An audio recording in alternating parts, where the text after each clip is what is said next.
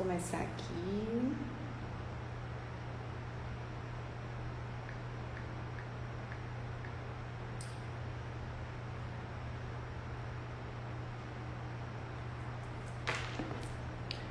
Boa noite para quem está chegando. Aguardando aqui a nossa convidada, o nosso bate-papo de hoje vai ser sobre... Tudo bom, Carol? Compliance e Programa de Prevenção à Lavagem de Dinheiro. Nosso bate-papo hoje está sendo promovido pela Comissão de Compliance do Conselho Regional de Contabilidade.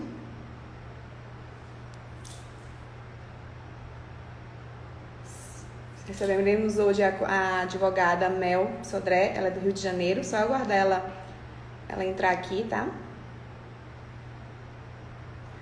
Boa noite.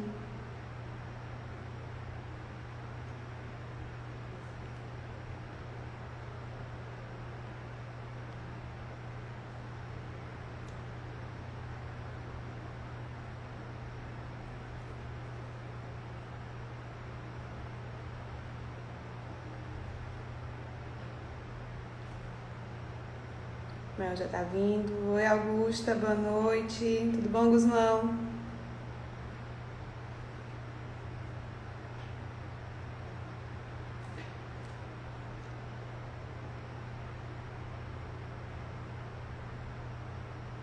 Deixa eu mandar aqui pra Mel.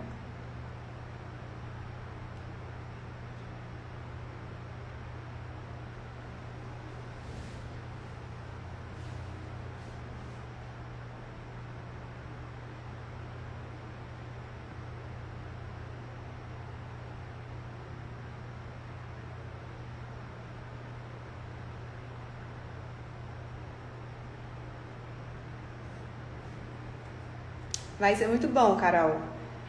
Nós tivemos uma na semana passada, mas foi pelo meu Instagram, né, pessoal, falando sobre compliance. E aí hoje a gente vamos trazer para cá um pouquinho das responsabilidades, dos impactos, do que envolve a parte do COAF. Boa noite, Augusta. E vai ser um bate-papo bem legal. A Mel, ela está inclusive escrevendo um livro sobre isso, tem várias experiências nessa parte de instituições financeiras. E ela vai trazer alguns conhecimentos que acabam também impactando a nossa profissão contábil em relação a esse programa. A Mel já chegou por aqui, deixa eu só mandar aqui um convite para ela. Mel.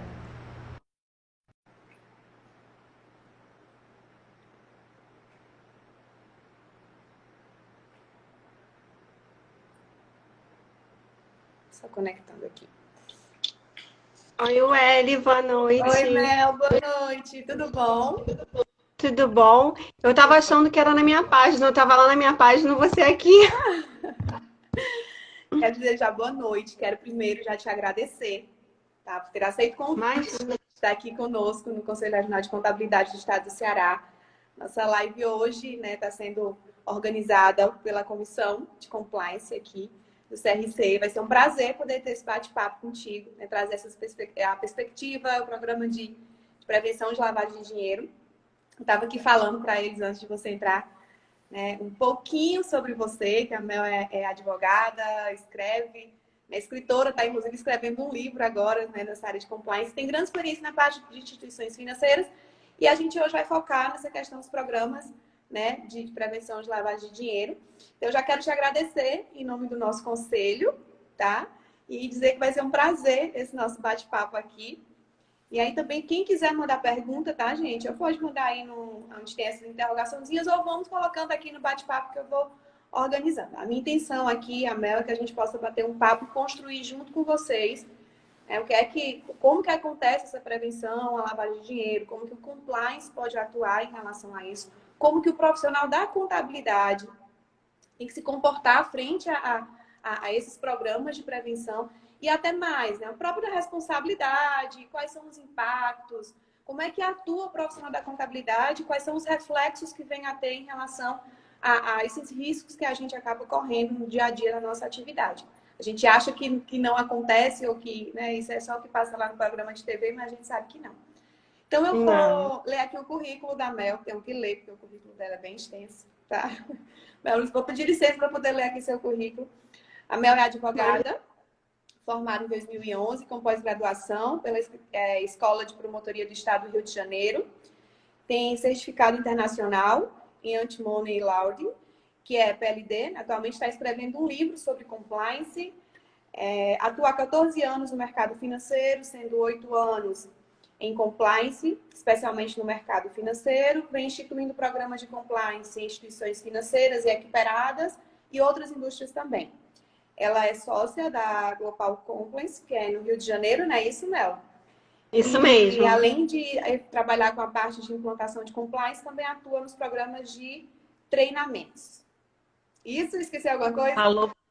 Não, falou perfeitamente, assim, toda sem graça. Primeiramente, eu que tenho que agradecer o convite, eu tô tão honrada de estar aqui no Conselho Regional de Contabilidade, assim, do Ceará, assim, eu tô muito feliz, muito honrada mesmo, assim, é quase que um sonho, assim, porque a gente vai aqui, né, eu e a Nádia, a gente vai desmistificar esse conceito de que compliance é distante de contabilidade, quando na verdade são muito parceiros, tem funções muito semelhantes, assim, né? A gente vai falar sobre isso. E eu estou muito feliz, assim, de estar aqui e de se eu puder agregar um pouco, eu já estou super feliz. Então, assim, com uma gerente, uma conselheira, meu Deus, a honra é minha.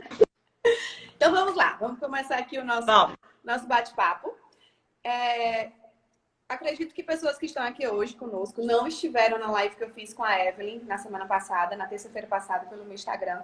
Então, eu queria que inicialmente a gente fizesse um conceito muito básico, pode levar, filho, muito básico e simples do que é o compliance, para que a gente possa se situar e aí depois a gente entrar nesse casamento, né, que tem que ter aí nesse elo entre compliance e programa de prevenção à lavagem de dinheiro. Então, Mel, por favor. Que é a parte mais legal. É a parte mais legal. Eu tô aqui já com meu papel e minha caneta para poder anotar tudo. E aí, você já sabe tudo. Hoje eu quero mais te ouvir, porque hoje eu quero aprender, tá, gente? Mas você sabe tudo, para. Então eu quero saber assim, o que é compliance, Mel? Tá, o que é compliance? Assim, vamos tentar descrever de uma forma bem simples, né? Compliance, ele é a organização de uma empresa através de políticas, manuais, códigos, testes, monitoramento, treinamentos, tudo isso que engloba assim, a funcionalidade da empresa, né, junto com áreas parceiras como a contabilidade, o marketing, o RH, todas essas áreas atuam em conjunto com compliance. Então, assim, eu gosto muito de desmistificar porque o termo já começa como inglês, né? Já causa uma certa resistência. Então, compliance ele advém do to comply, que é de estar em conformidade, vem realmente dos Estados Unidos, no início dos anos 90. O jurídico, lá nos Estados Unidos, no início dos anos 90, ele estabeleceu um segmento que cuidaria de manuais, códigos, mas ele viu que haveria muito conflito de interesse, que ele não conseguiria dar prosseguimento às duas atividades sem serem conflituosas. Por isso que hoje, inclusive, o compliance officer não pode ser o jurídico, tem que ser uma outra pessoa.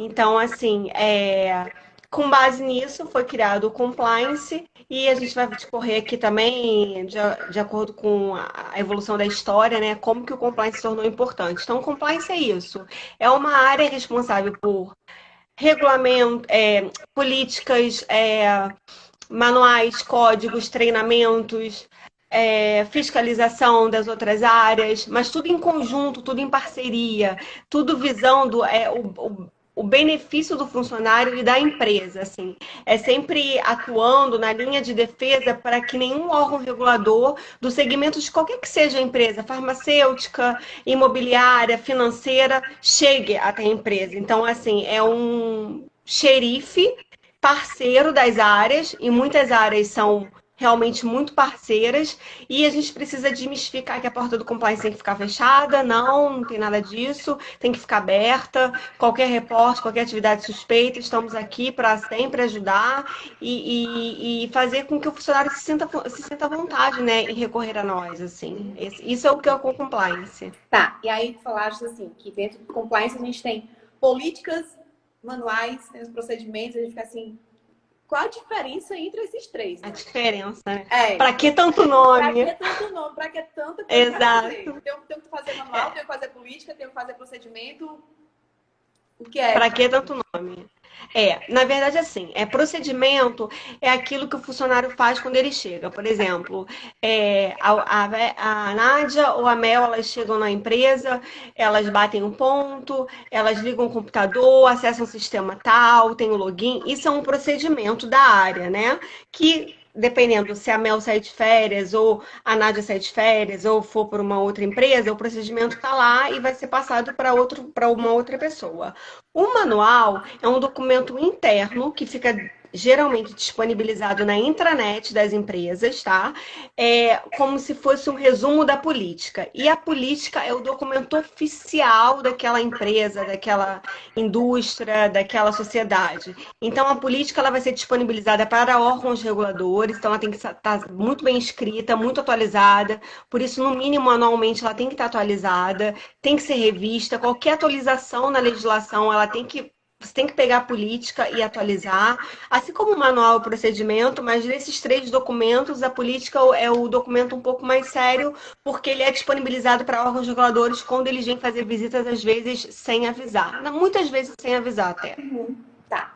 Então, a gente já sabe o que é compliance, temos a diferenciação entre esses três itens. Então, vamos entrar agora. Eu quero que você, se possível, contextualize para a gente um pouquinho, para a gente começar a adentrar aí nessa questão de lavagem de dinheiro. Como que surgiu isso? A gente sabe que nós temos um marco aqui no Brasil de quando começou a questão do compliance, envolveu muitas questões ligadas à lavagem de dinheiro. Mas a gente sabe que a origem vem lá, né, dos Estados Unidos. E aí, só para contextualizar um pouquinho e a gente só entrar nessa questão já da lavagem de dinheiro. Eu tô achando que a Nádia vai se apaixonar pelo compliance. Só estou achando, mas tudo bem. Então, eu já sou apaixonada pelo compliance, meu. Não, agora eu acho que você vai se apaixonar, vai amar a prevenção à lavagem de dinheiro, que é muito interessante. Pronto. Porque prevenção à lavagem de dinheiro, você com certeza vai. E eu acho que seus alunos e outras pessoas que estão aqui também. A prevenção à lavagem de dinheiro, ela é um braço do compliance, ela é um segmento do compliance. Então, assim, ela surgiu, na verdade, existem várias teorias, tá? Mas em 1928, na época da Lei Seca, não sei se as pessoas sabem, que os Estados Unidos eles não podiam comercializar nem vender bebidas alcoólicas. Então, assim, em 1928 era proibido. Qualquer pessoa que traficava ou vendia bebida alcoólica, ela estava combinada em lei, em ser penalizado, em ir preso, enfim. Aí tem várias teorias do surgimento. Um deles é do Al Capone, que ele comprou uma rede de lavanderias, a Clearing Security, em Chicago, e isso foi em 1928. E com essa rede de lavanderia, ele começou a emitir nota fria. Você sabe muito bem assim, o que deve ser isso, né? Emitir nota fria, baixar valores. Não, já deve ter ouvido falar, assim. Aí ele começou a atuar nesse segmento porque ele viu que ele comprando uma série de lavanderias, ele conseguia transformar o dinheiro ilícito em lícito, né? E com base nisso, ele comprou uma série de lavanderias para emitir notas frias, para fazer pagamentos mais altos do que era o disponibilizado do serviço da lavanderia, mas isso tudo para camuflar, porque ele era um traficante de bebida na época da Lei Seca. Essa é uma das teorias, tá? Mas assim, aqui no Brasil surgiu com a Lei 9613 de 98, tá? No Brasil. No mundo, lá no final dos anos 80, não sei se alguém aqui já assistiu Narcos Brasil, Narcos México, na época do Pablo Escobar, do cartel do Medellín, que era tráfico de drogas, era no final da década de 80 e início de 90, não tinha legislação de lavagem de dinheiro. E o mundo começou a se assustar, o presidente dos Estados Unidos começou a se assustar, e porque não tinha como eles pegarem através da lavagem de dinheiro, somente através do tráfico de drogas, né? Então, em 1988, surgiu a Convenção de Viena, com vários países envolvidos e várias diretrizes a fim de acalmar os países, principalmente os Estados Unidos, com essa questão do tráfico de drogas que estava aflorado lá nos Estados Unidos, entrando por Miami, entrando por Nova York, assim, através da Colômbia e do México também. Daí surgiu a Convenção de Viena e a Convenção de Viena ela tipificou a lavagem de dinheiro. Na verdade, desculpa, ela não tipificou.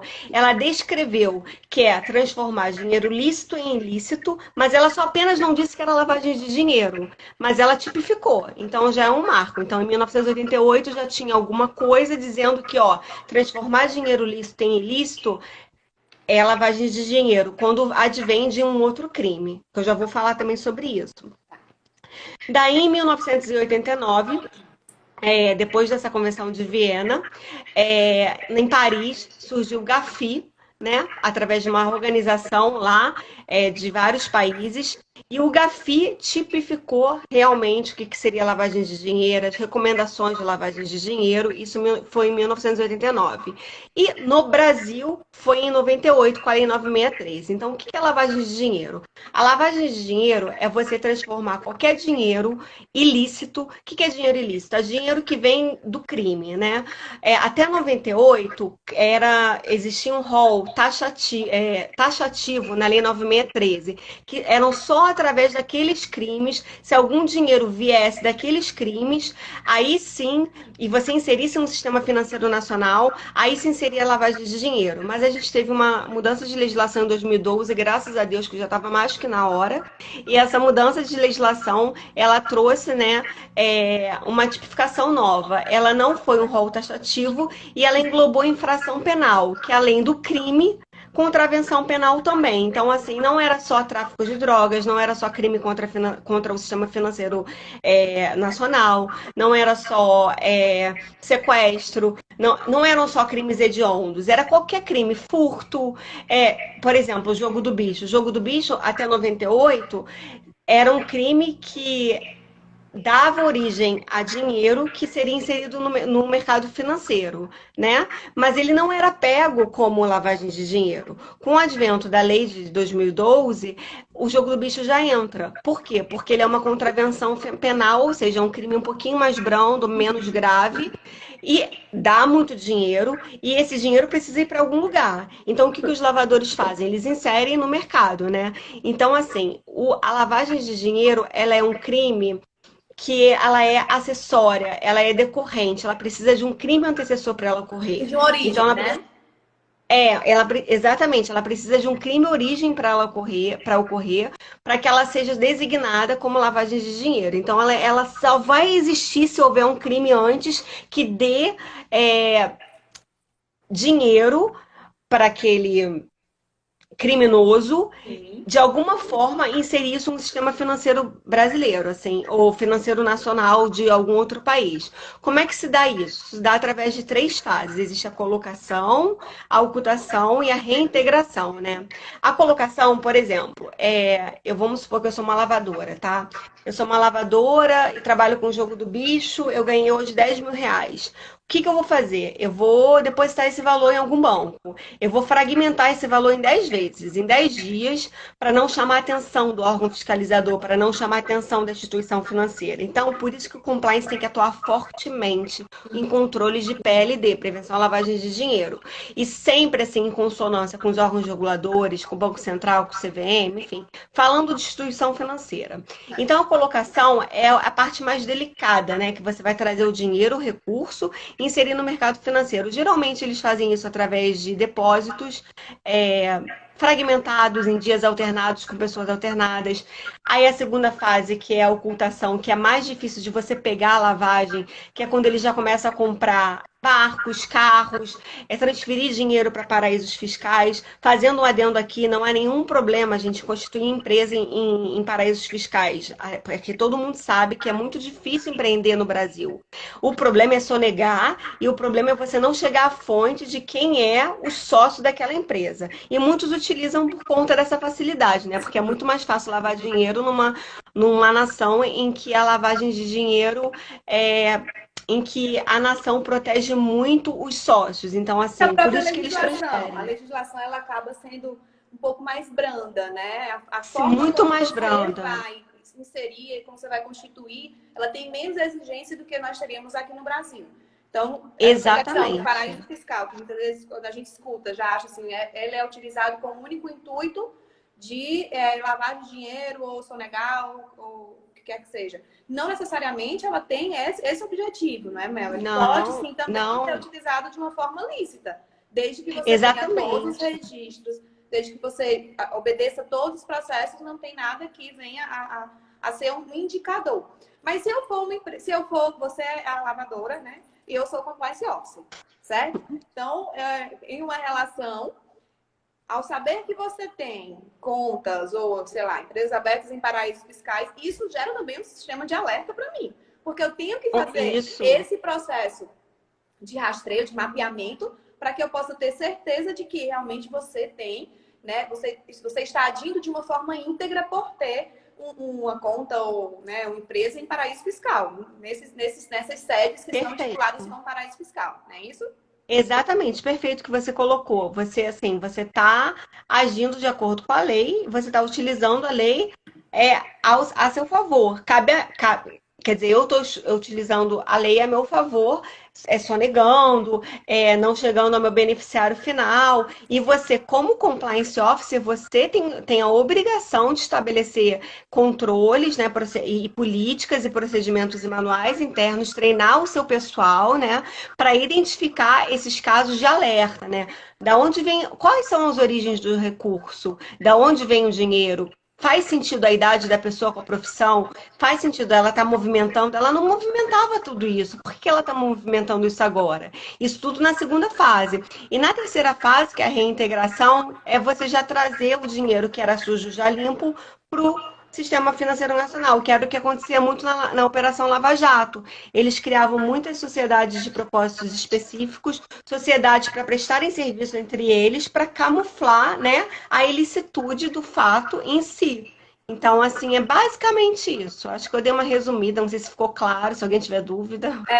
Para mim ficou muito claro, né? E quando tu fala isso, eu sou remetida logo para a questão da lei do COAF, que nós temos aqui no Brasil, né? Falou do GAFI, onde iniciou tudo, lá em Paris, que aí veio, né? Assim, vamos organizar esse negócio aqui para a gente poder falar sobre. Tá muito Né? bagunçado. Tá muito bagunçado, aí eu preciso de quê? Eu preciso de uma instituição. Então vamos lá para o GAFI. Aqui no Brasil, eu vejo muito COAF, né, como sendo dos órgãos que acaba também fazendo esse processo.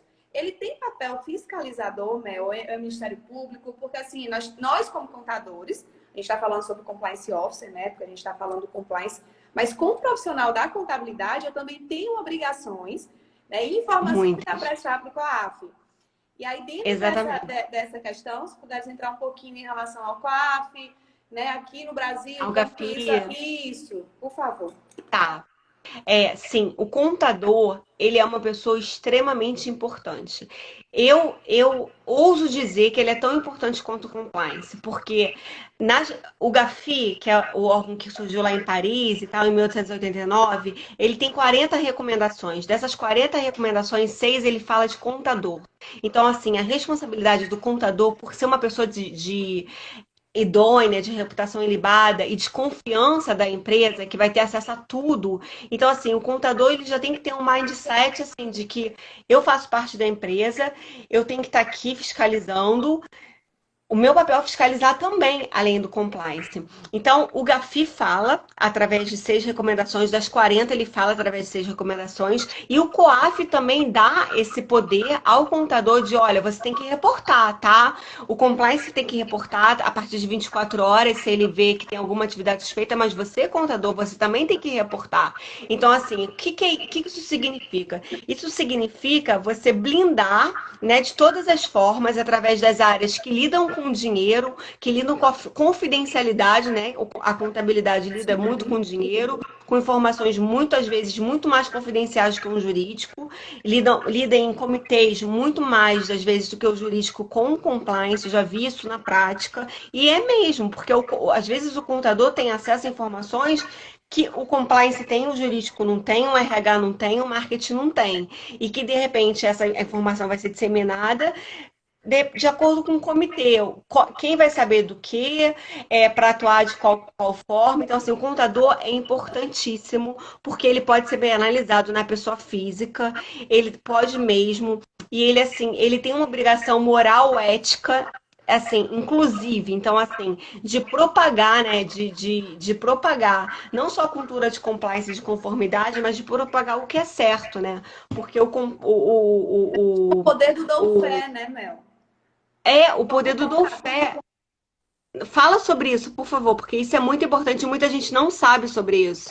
O contador, aquilo que ele assina, aquilo ali ele está dizendo que ele dá fé, é verídico. Então, se tem a assinatura do contador, parte do pressuposto que aquilo é verídico até que se prove o contrário. Então, é uma responsabilidade muito grande.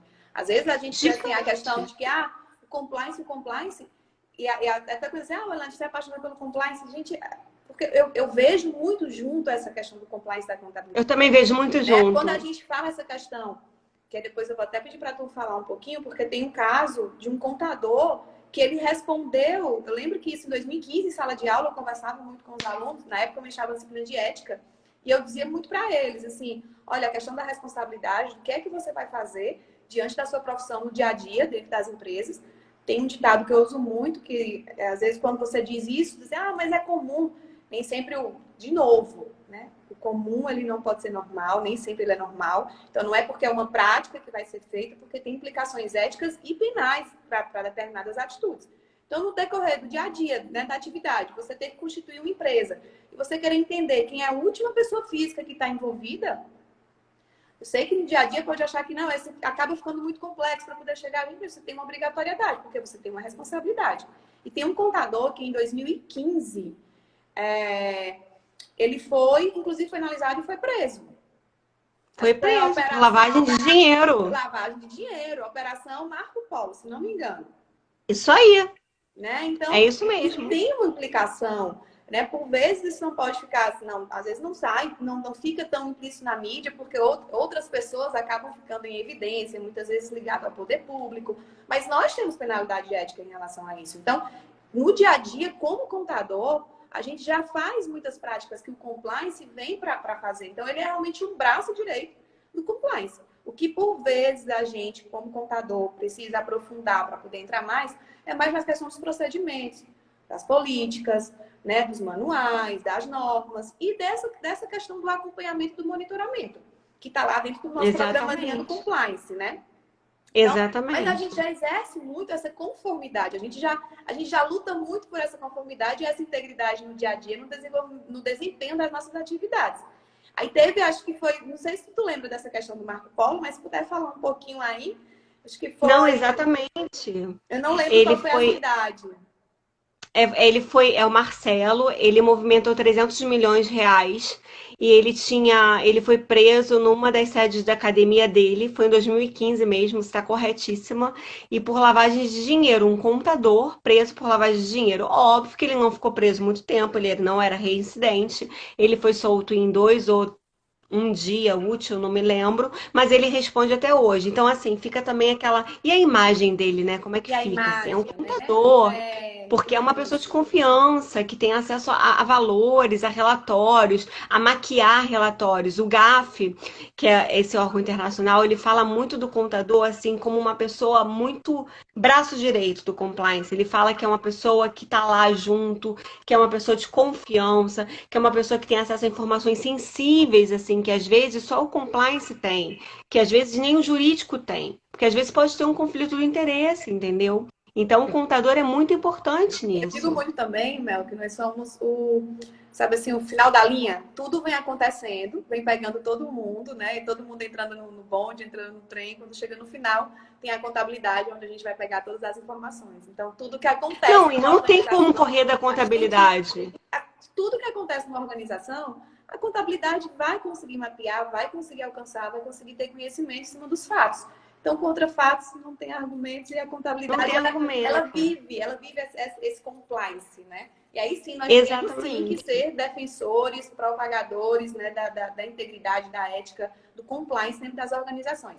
Mas esse contador, e aí é uma diferenciação que eu acho legal a gente fazer aqui, Mel, porque quando a gente fala sobre essa questão de, ele fez lavagem de dinheiro, houve um caso também que envolvia poder público e tinha uma constituição de empresas que eram abertas com laranjas, e aí o contador, eu lembro que eu dizia muito em sala de aula, o contador ele foi convidado, ele recebeu um convite para ir prestar informação. estava lá no cantinho dele, no escritório. Um belo dia, alguém chegou, pediu para constituir uma empresa. Ele constituiu. Anos depois se passaram, né? Anos depois se passaram. E alguém chegou na porta dele e disse: olha, agora eu preciso que você preste informação, porque eu vi que o seu registro está vinculado a uma empresa que foi utilizada para lavagem de dinheiro. A lavagem de dinheiro, gente, envolve tráfico, envolve tráfico tanto de drogas como de humanos, né? Criança, adolescente. Sim, sim. Né? Tudo que for utilizado para bancar... Qualquer crime. Né? Algum crime, ele está ligado à parte de lavagem de dinheiro. E aí Exato. tem dois termos, né? O que é o laranja e o teste de ferro. Né? Porque no caso, lá no caso Marco Polo, o contador, ele era laranja ou ele era teste de ferro? Porque aí também tem, tem uns jardineiros que eles acabaram sendo laranja, né? Muito bem colocado, Nádia, é isso mesmo, assim, há uma confusão nesses dois conceitos, existe o laranja e o teste de ferro, né?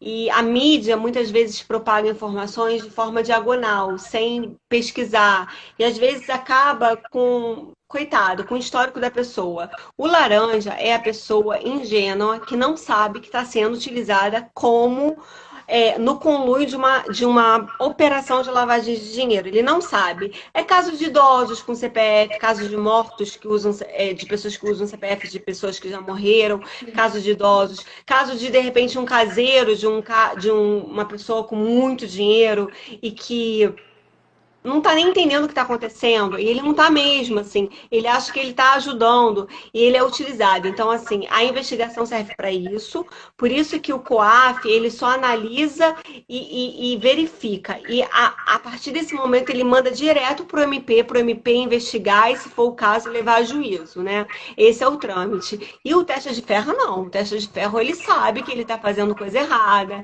ele sabe que ele vai receber por fora, ele sabe que ele está num conluio, ele sabe exatamente em que cenário ele está inserido. Então, assim, nesse caso de Americana, ele era um teste de ferro. Nesse caso, nesse outro exemplo que você está me passando, eu entendo que ele era um laranja, coitado. Ele às vezes foi usado sem saber. E às vezes eles pegam pessoas muito humildes, assim, eles aproveitam as pessoas humildes que não têm, assim, muito acesso à informação, né? Porque a gente tem acesso, querendo ou não, né? As informações estão acessíveis de acordo com o grau de escolaridade que a pessoa tem. Às vezes a pessoa não tem nem noção do que ela está fazendo. Então, assim, às vezes o laranja, o chefe dele chega, dono da fazenda, me dá seu CPF para fazer o cadastro tal, ele dá, achando que, poxa, é para, sei lá, não sei, me dá um 13º, ele não sabe para que ele está sendo utilizado. Então, foi perfeita você ter falado isso, porque muita gente confunde. Teste de ferro sabe o que está fazendo, está malcomunado, está em conluio. Laranja não sabe, é uma pessoa ingênua que está sendo utilizada e está sendo realmente ingênua. E a penalidade em relação a isso, meu? Como que fica? A penalidade se dá de acordo com a investigação do MP, né? O MP que vai investigar. Então, por isso que é importante falar que o COAF, que é o órgão, né, brasileiro que investiga e analisa todas as situações de reporte de atividade suspeita que um contador faça, que o compliance faça, o COAF vai investigar e analisar. Mas ele não tem poder judiciário, decisório nenhum. Ele pode dar uma advertência, tá? Mas assim, ele vai remeter para o MP, o Ministério Público vai investigar. De acordo com a investigação, o Ministério Público já vai levar a juízo ou não. Então, assim, isso tudo depende, assim, de qual é o esquema, de como que acontece, de como não acontece. Tem um exemplo de uma instituição financeira americana que vocês podem procurar na internet, que o caso se chama The Russian Case. Era uma instituição financeira, The Russian Case, né? O caso da Rússia. Era uma instituição financeira com várias sedes, né?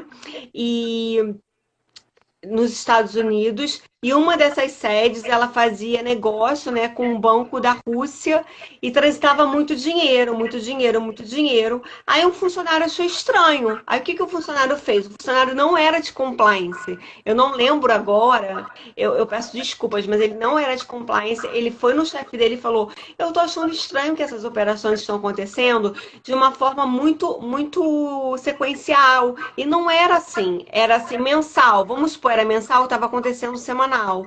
Aí o gerente dele falou: ah, não, isso é com compliance, deixa que o compliance investiga. No final disso tudo, o compliance não investigou. O compliance pecou, porque o PLD, né, Prevenção à Lavagem de Dinheiro, engloba várias ferramentas que você pode utilizar, entre elas o Know Your Customer, né, conheça seu cliente, que indica você investigar seu cliente, você visitar a sede do seu cliente, você ver se aquela empresa realmente existe. Antes era uma diretriz da Ambima, hoje já faz lei pela CVM, pelo Banco Central, pelas novas normas 617 da CVM e pela 3967 do Banco Central. Então, o que o funcionário fez? Ele reportou para o chefe direto dele. De repente, não tinha um canal de denúncia na época. Foi no início dos anos 2000, antes do atentado de 11 de setembro, que depois do atentado muita coisa mudou, mas isso foi antes. Daí ele reportou, o chefe não levou a sério, não levaram para o compliance já sabia. No final, o compliance não investigou, a auditoria não pegou, o órgão regulador dos Estados Unidos, que é o SEC, que é como se fosse a Comissão de Valores Imobiliários do Brasil, ela é muito conservadora. Ela pegou essa operação, ela investigou a fundo, ela ficou um ano na instituição lá dentro, numa salinha investigando tudo, e ela viu que o gerente de compliance estava malcomunado com uma pessoa da Rússia, e essas transações ocorriam através de uma empresa que nem existia, que estava sediada em Miami, quando foram ver, era uma porta de vidro que não tinha ninguém lá. Então, assim, esse é o papel da prevenção à lavagem de dinheiro, você conhecer seu cliente, conhecer seu parceiro.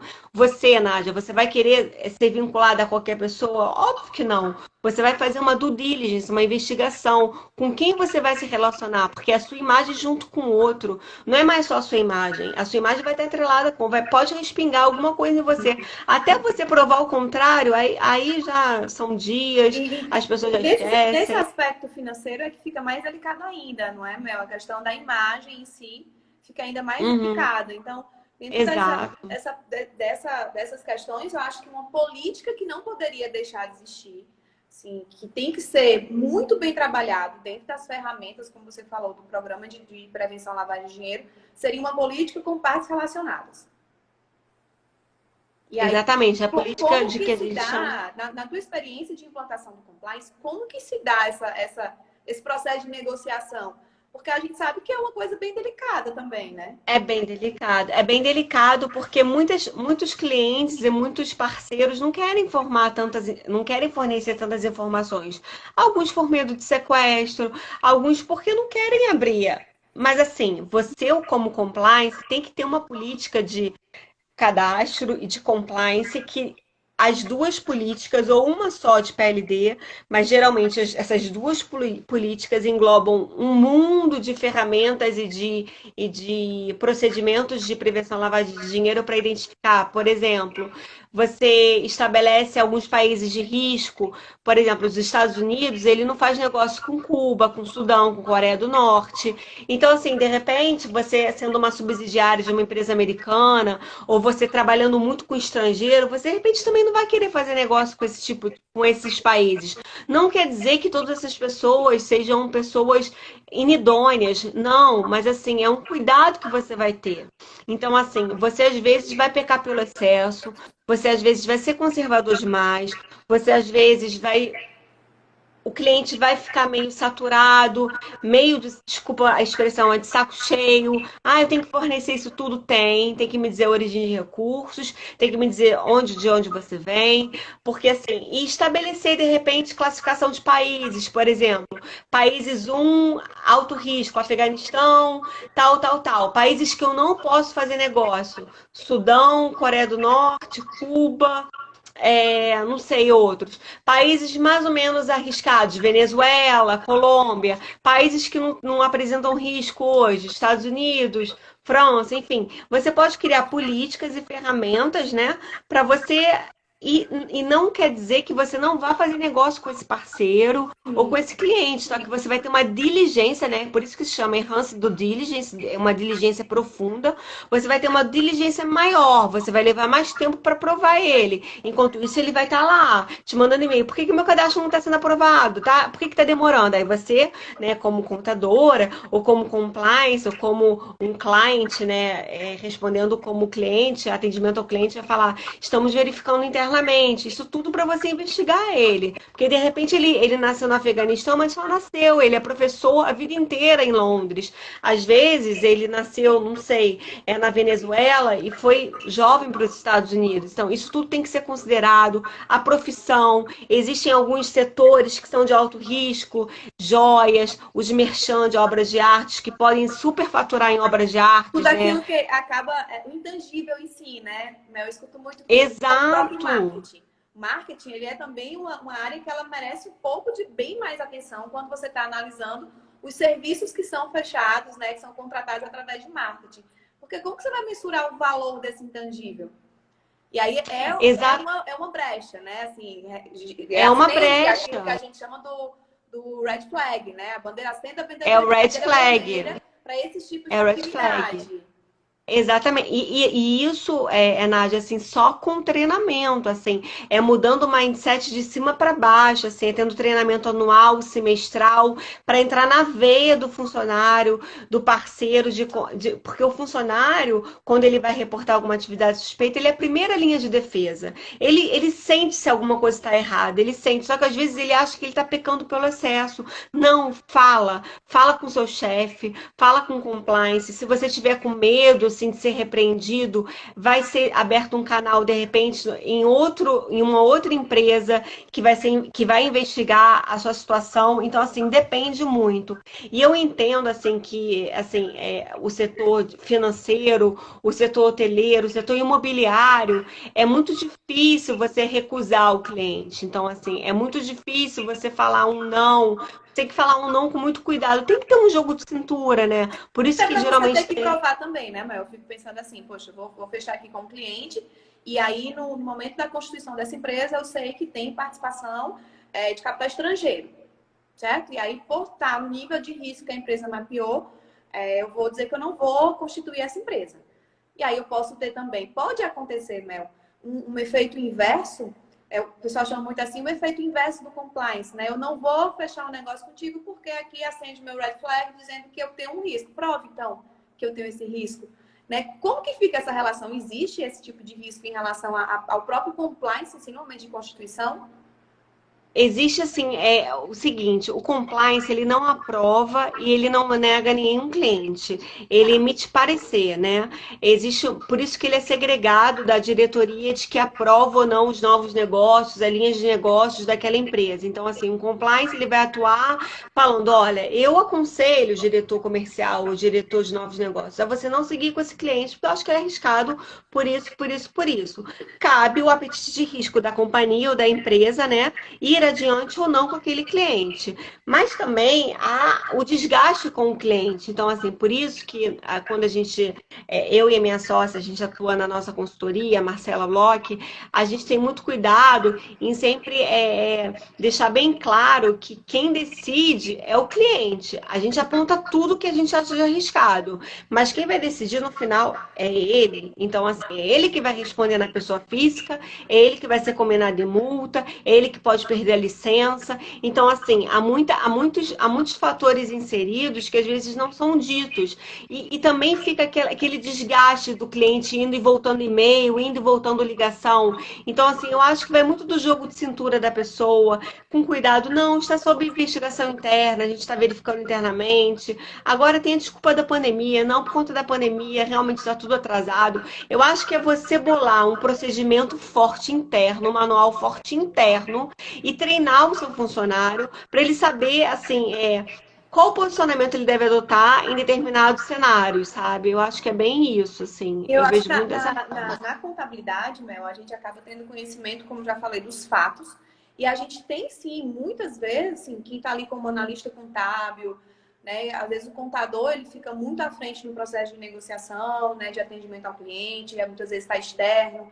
Então, quem está hoje nos escritórios, essa parte do treinamento da equipe, para que ele possa, de repente, meu especialista contábil, meu analista contábil, puder fazer esse processo de identificação, porque ele tem essa variação das contas que ele pode fazer uma comparabilidade. Então, de repente, como você mencionou, eu tenho aqui nos meus últimos 3 meses um gasto com marketing, né? Um exemplo que eu acho que a gente pode pegar a questão do marketing, Sim. gasto com marketing, e nos últimos meses não tem nada que venha uma campanha ou algo do tipo, e a gente vê uma disparidade muito grande em relação aos números. Que justifique, né? Justifique poxa, por que está acontecendo isso, né? E aí você fazer esse processo de levar esse tipo de informação para o contador, né? A sua equipe ali no seu escritório está reportando para você esse tipo de acontecimento, para que você possa se resguardar e até trabalhar junto com o seu cliente. E aí também assumir a sua responsabilidade como um agente fiscalizador também, que tem que reportar as informações para o COAF, para os órgãos competentes, é uma questão de proteção para o profissional, né?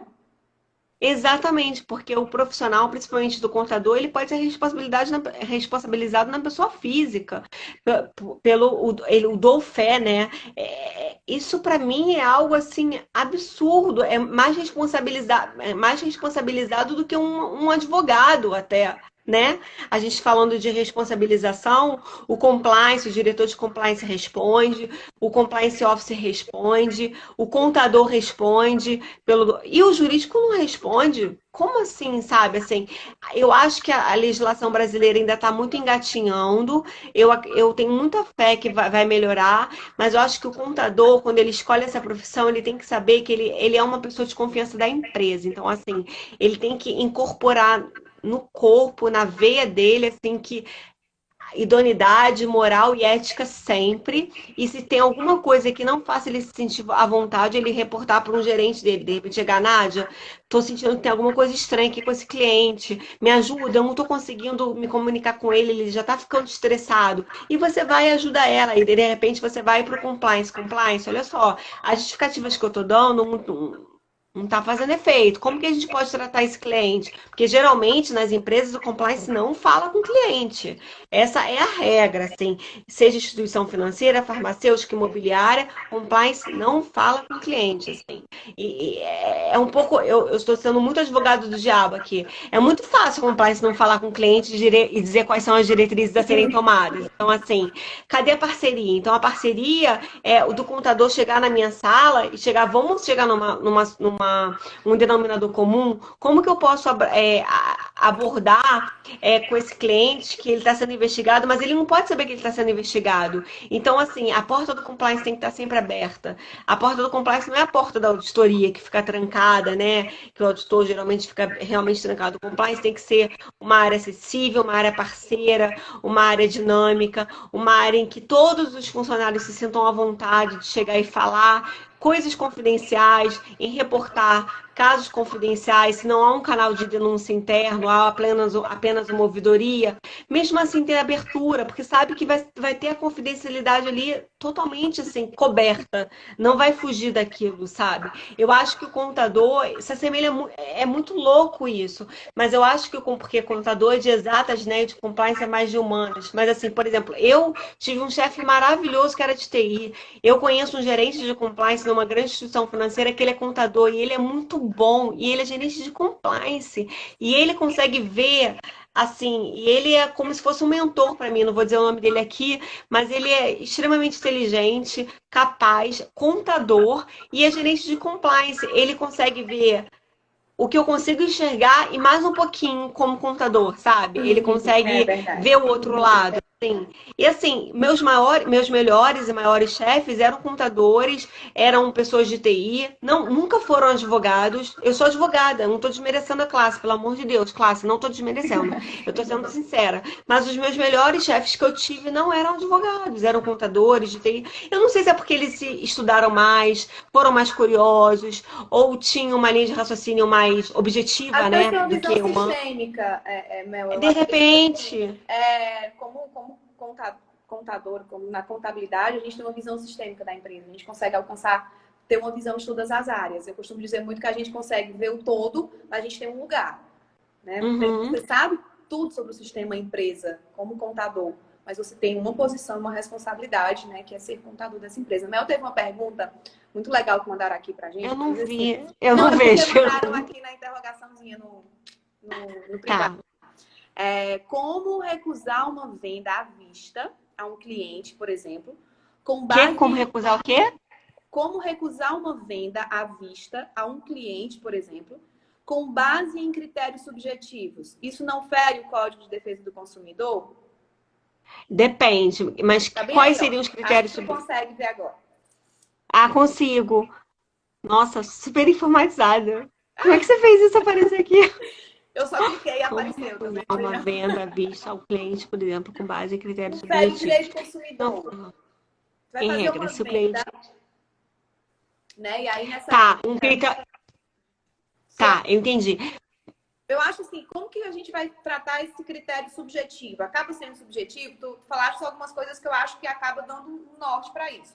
Em relação ao risco, né? Poxa, chegou um cliente, aí eu preciso que você, né, me diga se eu tô na... Claro, claro, claro. Chegou um cliente aqui, vamos supor, eu sou uma empresa de comércio, não é prestadora de serviço, é um comércio, então eu vou vender um produto e eu sei que quem está vindo comprar é, de repente, um estrangeiro que está no rol daqueles países que tem um alto índice de envolvimento com lavagem de dinheiro, tráfico de drogas, enfim, né? Esses crimes ligados à corrupção.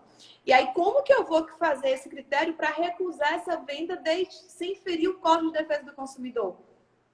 Que acho que Você liga pode... muito aquilo assim, como que eu vou deixar isso claro para o meu cliente, né? Aquele jogo de cintura que você disse, é você saber o como lidar. Acredito que É, não vai caber aí uma forma de você negar essa venda acusando. Eu não tenho como acusar aquilo que eu estou não, de trabalhando jeito sobre. nenhum. Não, é o dentro do meu risco que eu tracei dentro da minha empresa e é uma política nossa.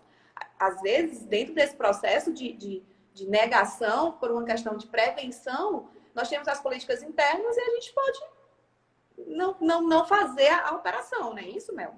Exatamente, assim, excelente pergunta da Tami, né? É, Tami, excelente pergunta. Exatamente o que a Nádia. É Tami, né? Tamile, acho que é Tamile, Tamile Franco. Tamile, desculpa. Tamile, excelente pergunta. A Nádia já falou bastante, mas é bem isso. As políticas, os manuais, os códigos fazem leis dentro da empresa. Então, assim, você, em primeiro lugar, como funcionário, você tem que obedecer às políticas, os manuais e os códigos. Se esse cliente, de forma subjetiva, te acendeu um red flag, te acendeu uma intuição de que algo não tá legal, você pode recusar ele, mas você não vai falar o porquê. Nunca, nunca. Porque aí sim entra o Código de Defesa do Consumidor, aí sim ele vai para a ouvidoria, aí sim vai dar um problema que você não vai querer ter essa dor de cabeça. Você vai falar que por questões de controles internos e de manuais internos e de controles e de condutas internas, você não pode prosseguir com a operação. Aí, se ele insistir, você passa para o seu compliance, que aí o seu compliance vai entrar direto com ele. É a assim, é minha Orientação, né? dica. A Tamile colocou uma outra observação, Mel, que eu acho legal também. Ela colocou investigar um cliente e seus sócios, pessoa física, sem a devida autorização, não representaria um descumprimento? Não vai aparecer aqui todo pra gente, questão da pergunta dela. Como assim? Não entendi. Deixa eu ler aqui para você, ó. Investigar um cliente e seus sócios, pessoas físicas, tá? Sem a devida autorização, não representa descumprimento da lei de proteção de dados? Não representa se ele já for um cliente. Ele já é um cliente. Se ele já for um cliente, não representa. Com o advento da lei de proteção de dados, aí você agora tem que passa a ter cuidado. Mas se não, se foi antes do advento, não representa. E Tamília, assim, você sempre que você se sentir desconfortável, você tem que investigar. Eu acredito que ela seja do compliance. Então, assim, se você está se sentindo desconfortável, você vai investigar mídia social, você vai colocar alerta, você vai fazer pesquisa em Serasa, em Justiça Federal, né, que pegam crimes financeiros, você vai fazer a lista, o blacklist da OFAC, você vai fazer várias listas assim, e você tem esse poder de fazer como analista. Você pode fazer. Com o advento da Lei de Proteção de Dados, realmente essa lei, a gente pode até falar sobre ela um outro momento. É uma lei que ajuda e atrapalha muito, assim, porque assim, tem a proteção de dados, mas você tem acesso aos dados. Então, assim, você como compliance, quando você eu não sei se ela é compliance, eu estou imaginando que ela seja, ou contadora, você recebe uma ficha cadastral. Todas aquelas informações são dadas como verídicas. Você vai investigar tudo, você vai bater tudo. Ele assina, tem cláusula, é como se fosse um contratozinho numa ficha cadastral. Eu atesto que todas as informações são verídicas. Você pode ver que todas as fichas são assim. Então você pode investigar sim, antes do advento da lei de proteção de dados, após o advento da lei de proteção de dados, ainda está muito nebuloso, ainda é muito discutido. Se eu fosse você, eu levava para o seu compliance, para o seu head, mas assim, antes do advento, você pode fazer qualquer investigação se a ficha chegou para você assinada pelo cliente. E aí aquela questão também da transparência, não é, Mel? O procedimento, que é como você está falando, o procedimento de uma ficha, onde eu, como cliente, vou lá e coloco os meus dados, aquilo que a gente vai utilizar para o processo de investigação é algo interno e sigiloso. Se a gente tiver que reportar, é para algum órgão fiscalizador. Né? Por vezes, dentro de alguma obrigatoriedade que uma lei já impôs, ou por um processo de fiscalização, nós somos intimados a prestar essas informações. Então, também tem essa questão de como colocar. Tem uma outra pergunta que chegou aqui também.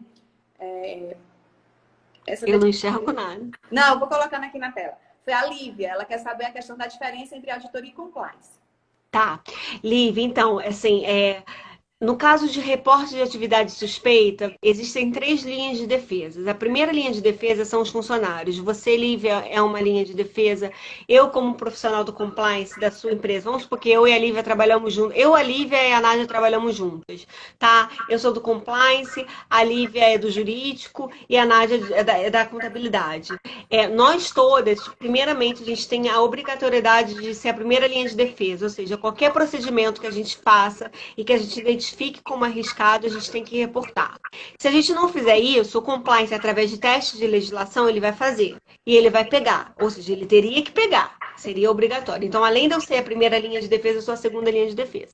E a terceira linha de defesa é a auditoria, que tem que pegar. Se nenhuma das 3 linhas de defesa pegar algum erro, algum problema, aí o órgão regulador que fiscaliza o nicho de atuação da sua empresa vai pegar. Então, quer dizer o seguinte, o compliance falhou, a ouvidoria falhou.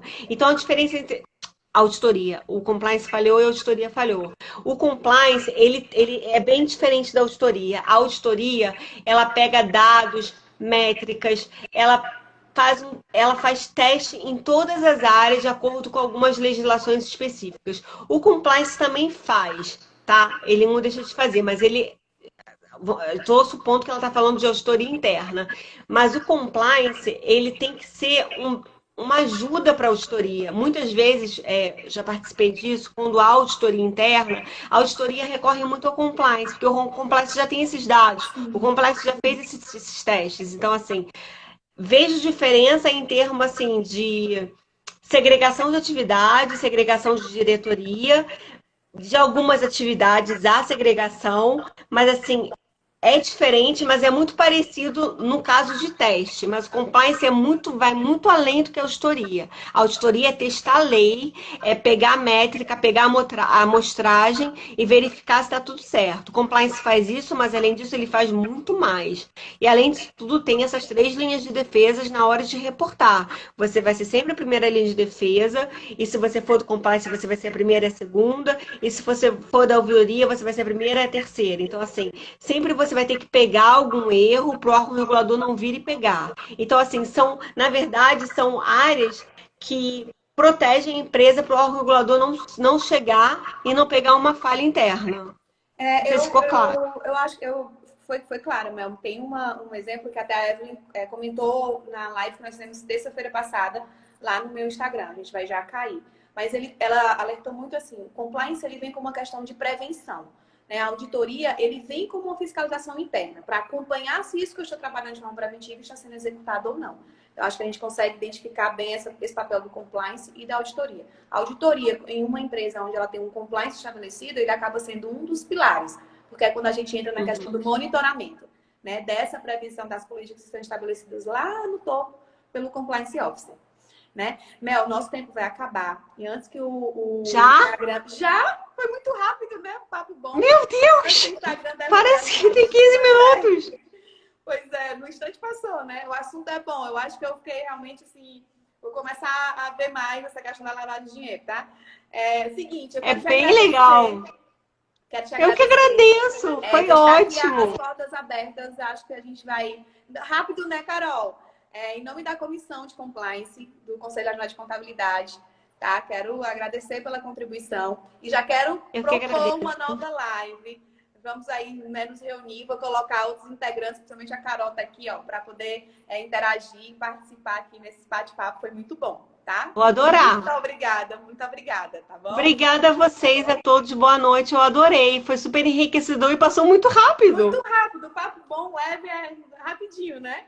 Gente, Foi obrigada muito pela rápido. participação de vocês. O que Obrigada a precisarem, você, podem nos Nath. procurar, tá? Pelo Instagram, que a gente dá Sim, todo o sim, apoio. podem mandar dúvidas. Obrigada, Conselho, também. Obrigada, Nádia. Obrigada a todos. Eu estou muito honrada. Muito obrigada. Boa noite. Boa noite.